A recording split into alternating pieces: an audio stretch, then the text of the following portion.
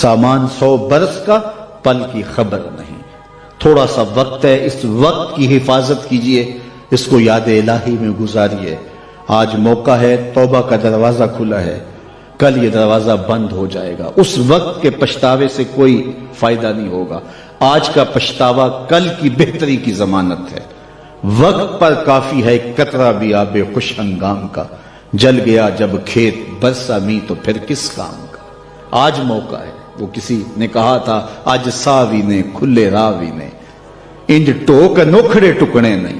روز ایسے وقت نہیں آتے ہیں، آج وقت ہے، آج توبہ کا در کھلا ہے۔ مغرب سے سورج طلوع نہیں ہوا، یہ ڈوبتا سورج ہمیں روز کوئی خبر دیتا ہے کہ جناب تم بھی ڈوبنے والے ہو۔ یہ سڑکوں کے کناروں پہ بھی قبرستان دکھائی دیتے ہیں، اور آبادیوں کے اندر بھی یہ ہمیں بتاتے ہیں کہ تم مٹی کا رزق بننے والے ہو۔ یہ بڑھاپا، یہ جو ہے وہ ڈھلتی جوانی، حضرت یعقوب علیہ السلام نے اسرائیل سے وعدہ لیا تھا کہ میری روح قبض کرنے کے لیے اچانک نہیں آنا، پہلے کوئی قاصد بھیج دینا تاکہ میں موت کی تیاری کر لوں۔ حضرت اسرائیل نے وعدہ کر لیا کہ میں آپ کو پہلے ضرور بتاؤں گا۔ ایک عرصہ گزرا تو حضرت اسرائیل حاضر خدمت ہوئے، پوچھا کدھر آئے ہو؟ کہا قبض روح کے لیے آیا ہوں۔ کہا تم نے تو وعدہ کیا تھا کہ اچانک نہیں آؤں گا، پہلے کوئی قاصد بھیجوں گا، تم نے تو کوئی قاصد نہیں بھیجا۔ حضرت اسرائیل عرض گزار ہوئے، حضور آپ کے سامنے کتنے لوگوں کی موت واقع ہوئی، یہ میرا قاصد نہیں تھا تو اور کیا تھا۔ ابھی ہم آ رہے تھے، یہ تھوڑا سا لیٹ اس لیے ہوئے کہ راستے کے اندر ٹریفک جام تھی، تو آگے کیا تھا کہ کسی گاڑی نے ٹکر ماری اور بیچ چوراہے میں لاش پڑی تھی۔ وہ صبح تو ہنستا ہوا گھر سے آیا ہوگا، لیکن اب اس کے گھر میں اس کا جنازہ پہنچے گا۔ مجھے اور آپ کو نہیں پتا ہمارا اٹھنے والا اگلا قدم کہاں ہے، اور جب ہمیں یہ نہیں پتا ہے، فرمایا گیا زندگی اور موت کے بارے میں کیا خیال ہے؟ کہا فجر پڑی ہے، پتہ نہیں ظہر پڑیں گے یا کہ نہیں۔ کہا میری صحبت میں بیٹھ کے اتنی لمبی امیدیں لگائے بیٹھے ہو۔ کہا ظہر پڑی ہے جناب، عصر پڑیں گے یا کہ نہیں۔ ایک بولا عصر پڑی ہے، پتہ نہیں مغرب پڑیں گے یا کہ نہیں۔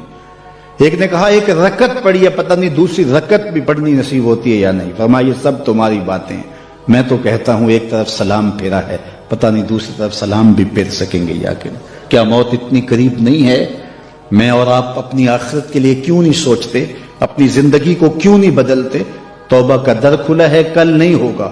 تو آئیے آج کے ان حسین لمحوں کو، آج کی ان گھڑیوں کو، آج کی جوانی کو، حتیٰ کہ آج کے بڑھاپے کو حسن دے لیں، اور آج کا پچھتاوا کل کی بہتری کی ضمانت ہوگی۔ کل کا پچھتاوا سوائے دکھ بڑھانے کے اور کچھ نہیں ہوگا۔ آنا تو ہے ہی اس کی چوکھٹ پہ، پھر جو لوگ اٹھا کے لے کے آئیں گے، اچھا نہیں ہے کہ خود چل کے جائیں، پھر جو لوگ کندھوں پہ اٹھا کے لے کے جائیں گے، کل جو کفن میں منہ چھپا چھپا کے جاتے پھریں گے، اس کی رحمتیں آواز دیتی ہیں کھلے منہ آجا، میری رحمتیں تیرا استقبال کریں گے۔ جو باغی ہے اس کی چوکھٹ اور دہلیز کو چھوڑ کے بغاوت کر کے بھاگ رہا ہے، اس کے حکموں کو توڑ کے جا رہا ہے، اس کو اس کی رحمتیں آوازیں دے رہی ہیں۔ کیا یا ایھا الانسان، او بھاگے ہوئے انسان اور بھولے ہوئے انسان، ما غرک بربک الکریم، آجا پلٹ کے، تیرا رب بڑا ہی کریم ہے۔ دنیا کے اوپر جتنے بھی لباس پہنے جاتے ہیں ان کو کئی کئی جیبیں لگی ہوتی ہیں، شلوار قمیض ہو یا پینٹ شرٹ ہو تو کئی کئی جیبیں لگی ہوتی ہیں، صرف ایک لباس ہے جس پر جیب کوئی نہیں، اور وہ کفن ہے۔ یہ بغیر جیب کے لباس اس لیے کہ یہاں سے کوئی ساتھ لے کر نہیں جانا، صرف عمل ساتھ لے کر کے جانے۔ لیکن حب دنیا اس طرح رچ بس گئی ہے کہ بس سویر سے لے کر شام تک بھاگم بھاگ اسی پہ لگی ہوئی ہے۔ جس نے ڈھیروں اکٹھے کر لیے چین اسے بھی نہیں آ رہا، قرار اسے بھی نہیں ملتا، اور اگر کسی سے پوچھو تو وہ کہتا ہے جی بس روٹی کے لیے لگے ہیں، پیٹ کے لیے دھندا کر رہے ہیں۔ پیٹ تو 2 روٹیاں صبح مانگتا ہے، 2 شام کو مانگتا ہے، چلو 2 دوپہر کو بھی دے دیں اس کو۔ یہ اتنا کچھ کیوں ہو رہا ہے؟ یہ حب الدنیا و کراہیت الموت، یہ دنیا کی محبت، اور حب الدنیا راس و کل خطیہ، ہر گناہ کی جڑ دنیا کی محبت ہے۔ آقا کریم نے فرمایا مجھے اس بات کا کوئی ڈر نہیں ہے کہ میرے بعد تم شرک میں مبتلا ہو جاؤ گے، بت نہیں پوجو گے، تم شرک میں مبتلا نہیں ہوگے، مجھے اس بات کا ڈر ہے کہ میرے بعد تم دنیا دار ہو جاؤ گے۔ دنیا میٹھا خواب ہے، اور اس دنیا کے اوپر ہم آئے ہیں چند دن کے لیے، لیکن لگتا ہے کہ یہاں سے ہم نے جانا ہی نہیں ہے۔ میں نے آج تک نہیں دیکھا کہ کسی مردے کو سفید رنگ کے علاوہ کسی اور رنگ کا کفن دیا گیا ہو، کالے رنگ کا، نیلے رنگ کا، پیلے رنگ کا، حالانکہ شریعت میں جائز ہے۔ کوئی سیاہ رنگ کا کفن دے دے جائز ہے، نیلے رنگ کا کفن دے دے جائز ہے، لیکن حضور کا ایک فرمان کہ اپنی مسجدوں کو زینت سفید رنگ سے دو اور اپنے مردوں کا کفن سفید رنگ سے دو۔ سفید رنگ سے کفن دینا مستحب ہے، لیکن اگر کوئی اور رنگ سے کفن دے دے تو وہ بھی جائز ہے۔ لیکن ہم نے وفات کے موقع پر کبھی اس مستحب کو بھی ترک نہیں کیا، یعنی غم کا موقع ہو تو ہم مستحب بھی ترک نہیں کرتے، اور شادی کا موقع ہو تو صرف ایک نکاح رہ گیا ہے جو سنت کے مطابق، باقی ہماری پوری شادی کی رسوم و رواج جو ہیں وہ ساری شریعت سے متصادم ہو گئی الا ماشاءاللہ۔ باقی صرف نکاح رہ گیا، تو وہ بھی لوگ کہتے ہیں وہ پہلے جا کے مسجد میں کر آئیں تاکہ یہاں یہ تکلف بھی نہ ہو، اور وہاں پوری ہماری شادی کی تقریب